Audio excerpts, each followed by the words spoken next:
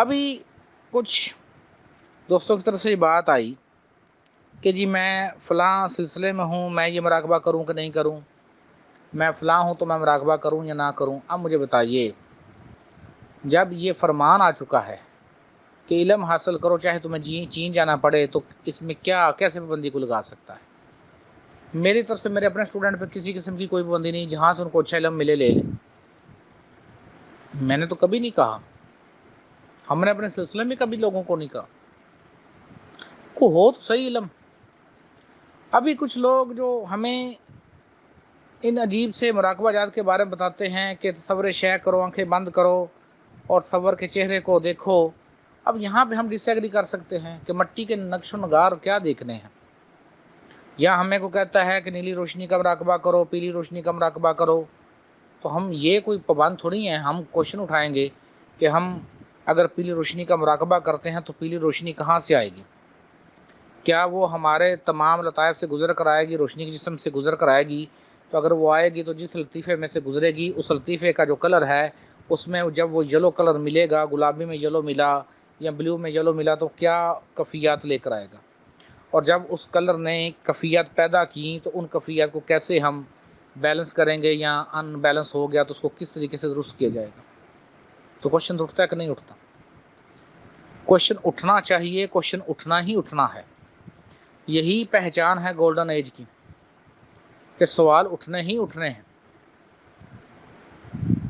ابھی جب جو لطائف ہیں، اگر یہ پوچھا جائے کہ لطائف بنے کہاں سے ہیں، تو کچھ لوگ جو ایڈوانس سمجھتے ہیں وہ کہتے ہیں یہ روح سے بنے ہیں۔ تو روح کو یہ لطائف لینے کی ضرورت کیا پیش آئی ہے؟ بتائیے مجھے ذرا۔ بڑے احترام کے ساتھ اپنے جو مرشد ہیں، کوئی پیر صاحب ہیں، کوئی اسپریچول پرسنز ہیں، تو آپ کا حق بنتا ہے سوال پوچھنا کہ جناب یہ لطائف روح نے لیے ہی کیوں ہیں؟ ان لطائف کی حقیقت ہے کیا؟ یہ 6 ہیں یا 9 ہیں؟ تو 6 اور 9 میں یہ 6 کیوں ہیں، 9 کیوں نہیں لیتے؟ تو آسمان 7 ہیں، 7 شعور ہونے چاہیے، تو یہ ہم 7 کیوں نہیں لیتے؟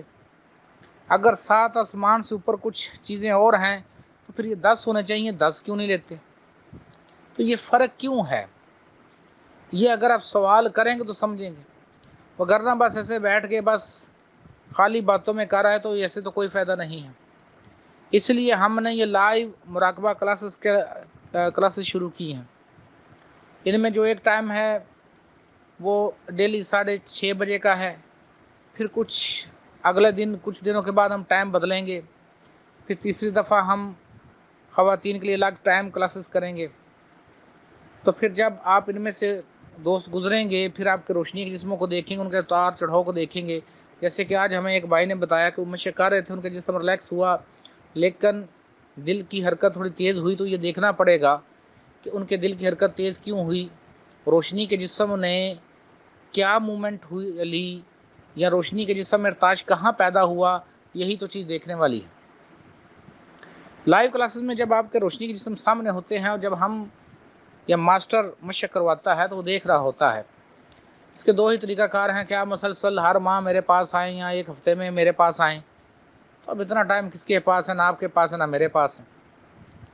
اس میں پھر 1-2 بندہ آیا پھر آگے، پھر 1-2 بندہ آیا پھر آگے، تو ایسے تو کام ہوتا نہیں ہے۔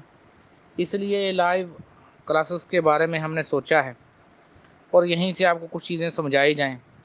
باقی کتنے ہم نے چینل دیکھے ہیں یوٹیوب، وہ ہاتھ میں کاغذ پکڑ کر عالم جبروت سمجھا رہے ہوتے ہیں۔ چلو یہ عالم جبروت کاغذوں سے پکڑ کر سمجھائیں گے؟ بتائیں مجھے۔ عالم جبروت کو یا عالم لاہوت کو سمجھا رہے ہیں تو وہ کاغذ کو پکڑ کر سمجھا رہے ہیں، کیا سمجھائیں گے عالم لاہوت کو؟ کیا ہے عالم لاہوت؟ کبھی سوچا ہے کیا ہوتا ہے عالم لاہوت؟ آج 4 گھنٹے لگے ان لطائف کو ڈسکس کرنے میں۔ ایک آئے تھے ہمارے مہمان، ان کو سمجھایا اور بڑے اچھے طریقے سے سمجھایا، تو پھر یہ باتیں سمجھ آتی ہیں کہ یہ لطائف کیوں بنتے ہیں۔ یہ لطائف جسم کے اندر ہیں کہ جسم کے باہر ہیں؟ روشنی کا جسم جو ہے وہ اورا آؤٹر کیسے بناتا ہے، انر کیسے بناتا ہے؟ تو یہ ورکنگ تبھی سمجھیں گے تو آگے چلے گی نا۔ تو جب آپ پریکٹیکل ان چیزوں کو دیکھیں گے تو مزید سمجھتے جائیں گے۔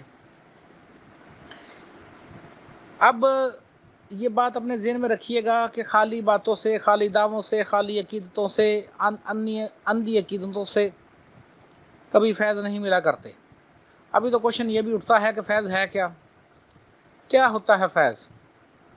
ہم نے اپنی کتاب میں لکھا، کچھ لوگوں نے کہا جی آپ نے کم لکھا ہے۔ اچھا بھئی ہم نے کم نہیں لکھا ہے، آپ اس کو زیادہ کر دیجیے۔ کیا ہوتا ہے فیض؟ کیا ہے یہ فیض؟ کیا ملا ہے آپ کو فیض؟ بتائیے مجھے۔ فیض اصل میں وہ علم اور نور تھا جو مرشد نے آپ کو دکھانا تھا۔ ہم نے اپنے کتنے لیکچرز میں اس بات کو بتایا کہ جب تعلیمات شروع ہوتی ہیں آپ کو ان لطائف کے بارے میں سمجھایا جاتا ہے کہ جہاں یہ لطیفہ بنا ہے، یہ ہر لطیفہ کسی عالم میں بنا ہے۔ جب روح اپنے مین سورس سے الگ ہوئی تھی وہاں پر کچھ وہ بنی تھی۔ اس کو سمجھیے کہ اللہ پاک نے کائنات ساری بنا دی، 7 زمین 7 آسمان بن گئے جو مشترکہ طور پر مانے گئے ہیں۔ فرشتے موجود ہیں، جن موجود ہیں، تمام مخلوقات موجود ہیں، صرف خلیفہ نہیں بنا۔